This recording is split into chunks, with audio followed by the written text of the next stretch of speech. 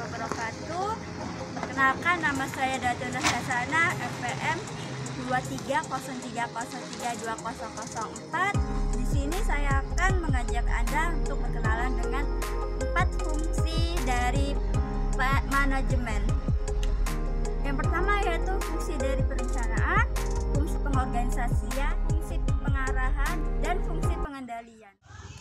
Sini tokonya toko pecah belah yang dimana menjual barang-barang keperluan rumah tangga, ada di sini semua. Dan di sini adalah tempat utamanya, dan itu adalah gudang yang pertama, dan ini gudang yang kedua.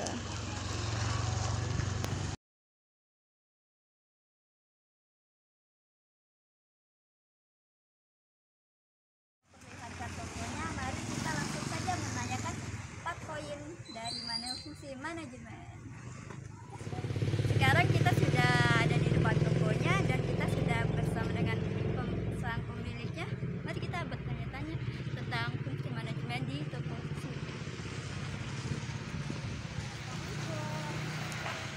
Selamat siang, perkenalkan nama saya Aji, juga salah satu dari toko di kita. Saya juga orang sini, jadi emang nggak jauh dari toko.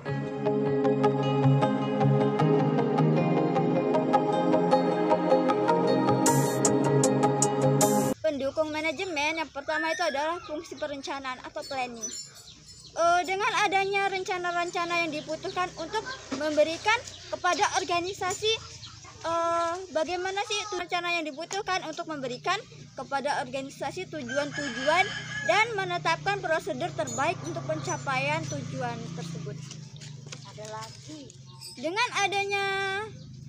adanya perencanaan, maka kemungkinan ada beberapa yang bisa diambil. Yang pertama itu, organisasi bisa memperoleh dan mengikat sumber daya yang diperlukan untuk mencapai tujuan-tujuan organisasi tersebut. Yang kedua itu, selanjutnya, para anggota organisasi bisa melaksanakan kegiatan-kegiatan yang telah ditetapkan dengan konsisten dalam prosedur kegiatan dan berbagai tujuan. Terus kemajuan bisa dapat diukur nih dan bisa dimotoring sehingga tindakan korektif bisa diambil jika hasilnya tidak memuaskan. Perencanaan, bagaimana sih perencanaan dari jangka pendek, jangka menengah ataupun jangka panjangnya? Untuk sistemnya di sini, ya kita kalau untuk jangka pendek ya cenderung untuk jualan ini ya, jualan eceran. Kita stop kemudian kita bikin jual langsung eceran. Jadi harganya jatuh. Nanti untuk jangka panjangnya jelas kita ambil barang-barang yang biasanya juga dibutuhin juga sama toko-toko lain. Jadi kita punya gudang, nah kita stok lebih banyak di gudang itu di jangka panjangnya. Sekarang penjualan kan udah banyak salesnya ya kan. Nah, dia biasanya ada sales yang datang nawarin untuk ada produk baru gitu. Nah itu ditawarin kalau misalnya sekiranya harganya cocok untuk pasaran sekitaran sini, nah itu jadi kita ambil juga sambil melihat stok yang lama, apakah stok yang lama itu masih laku apa enggak kan gitu. Jadi kita stok-stok yang lama itu barang-barang yang lama masih diminati juga, ya barang-barang lama tetap kita ambil. Dari anggaran sebenarnya jauh ya, rasanya karena dari awal berdiri, tapi karena emang ini toko pribadi juga bukan dalam artian kan bukan sekolah, jadi emang dari awal sistem pengelolaan modalnya itu biasanya ada 2 sistemnya. Ada beberapa barang yang masih sanggup dibeli, nah itu langsung kita beli cash, jadi barang kita ambil kan, nah langsung kita jual lagi. Nah ada juga sistem yang mungkin barang-barangnya itu cenderung lebih mahal, juga habis itu jalannya itu penjualannya nggak cepat ya, jadi kan masih butuh waktu ibaratnya gitu, bukan yang harian ibaratnya gitu.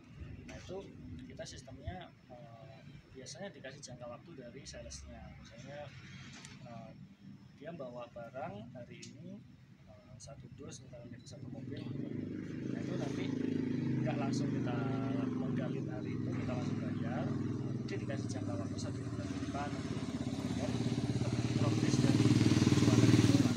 Barang udah banyak yang laku misalnya, kita minta retur ke salesnya, jadi kita yang mengajukan ulang kalau misalnya barang ini ternyata kurang laku, jadi silakan kali aja gitu. Kita nggak pakai utang, jadi sistemnya mereka yang ngikut di situ.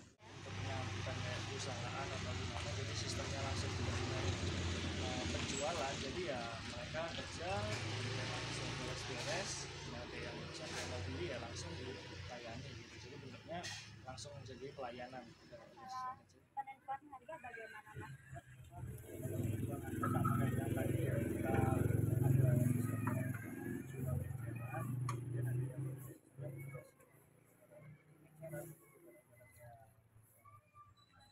barang-barang misalnya yang langsung laku gitu ya, kecil dan itu langsung dituturin orang, kayak misalnya ada sudah ada sabun, dan pel kan ada beberapa yang dituturin yang satuan dan gitu, nah itu kita pakai eceran. Kemudian ada sabun, Selanjutnya ada fungsi pengorganisasian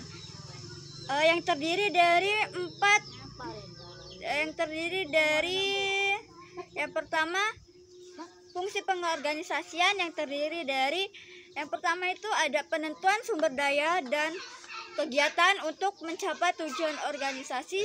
Yang kedua, perencanaan dan pengembangan yang akan mencapai tujuan organisasi tersebut. Yang ketiga, penugasan tanggung jawab tertentu. Yang keempat, wewenang terhadap individu-individu tertentu untuk melaksanakan tugas-tugasnya. Nah, di fungsi ini secara sederhana bagaimana sih anggota organisasi mau melakukan yang diinginkan organisasi. Fungsi ini melibatkan mulai dari kualitas, gaya kepemimpinan, motivasi, komunikasi, dan budaya organisasi.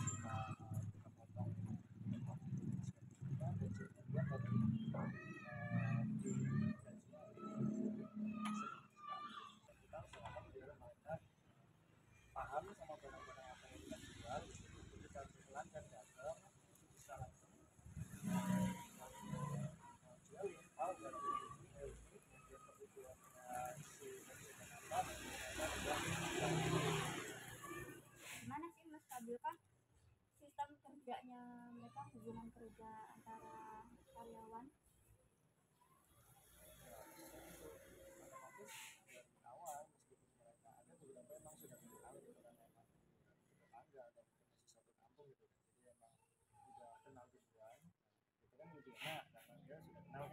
Mungkin ada beberapa yang baru juga belum kenal, nah itu diusahain gimana caranya dia harus ngikutin jalannya di toko ini. Jadi sembari dia kerja, sembari dia harus ngakrab sama teman-teman yang lain. Kenapa? Ketika karyawan saling akrab, otomatis kerjanya bisa bareng-bareng, otomatis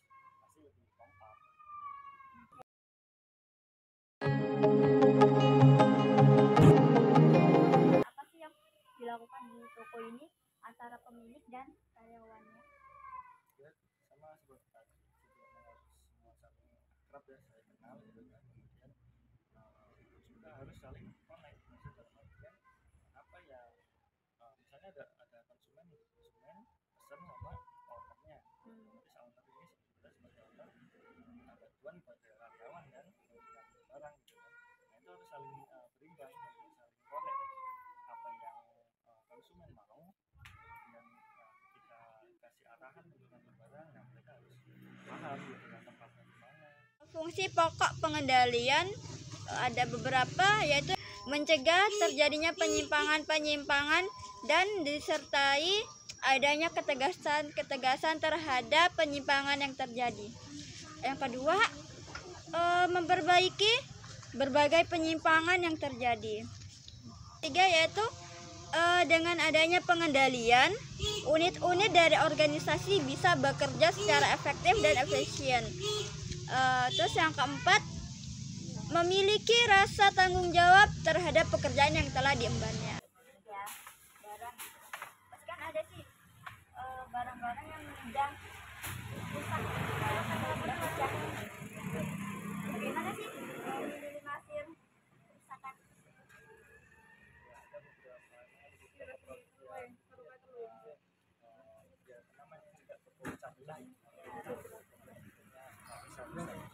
Nanti untuk pengembangan tadi memang ada beberapa barang yang biasanya kita stok banyak, itu juga kita punya kontrak sama